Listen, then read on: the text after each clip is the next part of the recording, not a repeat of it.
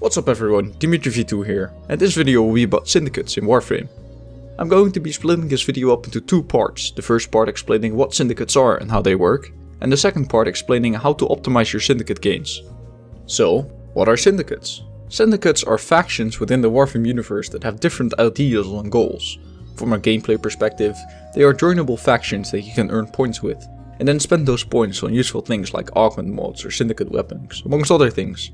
Syndicates are available from Master Rank 3 and above, and it is highly recommended you join them. There are 6 of them in total, and if you wish to learn more about them from a lore perspective, I will link the Warframe wiki in the description below. The 6 of them are as follows: Steel Meridian, Arbiters of Hexes, Cephalon Suda, Parent Sequence, Red Veil, and New Loka. To join them, simply head to the Syndicate terminal in front of your ship and join one of them. But which one should you join?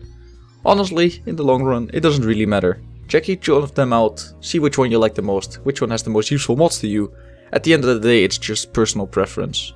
If you really can't decide, I would recommend either going with Red Veil or Steel Meridian, as these allow for the most optimization later on, allowing you to pick up to 4 factions and max them out. But more on that later. Just pick the one you want, the one you like, and go with that one. Each syndicate has one ally, one opposed and one enemy faction.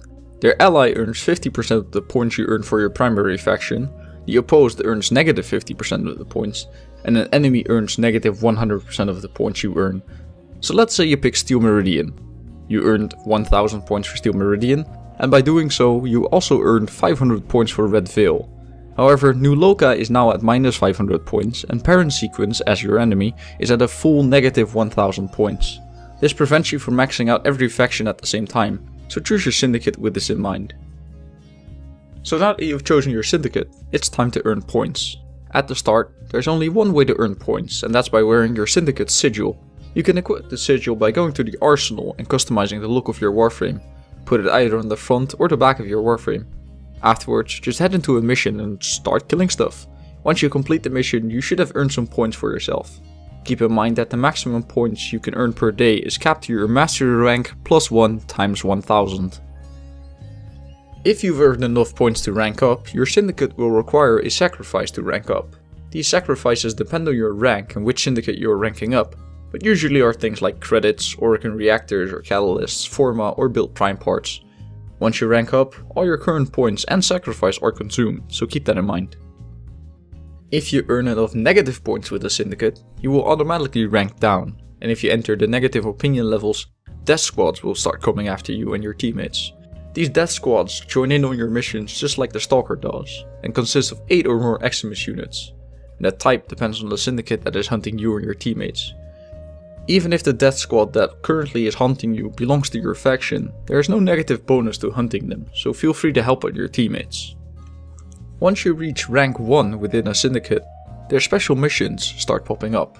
These missions refresh daily and their rewards do not count towards your daily cap of points, so if you wish to maximize your point gain per day with your syndicates, make sure to do these missions. They function just like alerts and have special medallions in them. These medallions can be found in every syndicate mission, though are usually hidden pretty well. If you collect them though, you can turn them in the relays with their respective factions to earn more points. Just like the syndicate missions, these medallions do not count towards your point cap. Rank 1 medallions earn 500 points each, Rank 2 medallions earn 1000 points each, and Rank 3 medallions earn a whopping 5000 points each. The higher the rank, the rarer the medallion of course.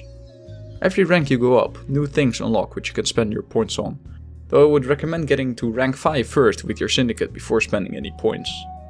And honestly, that's mostly it on the syndicates. Now for the second part of the video, optimizing your syndicate gains.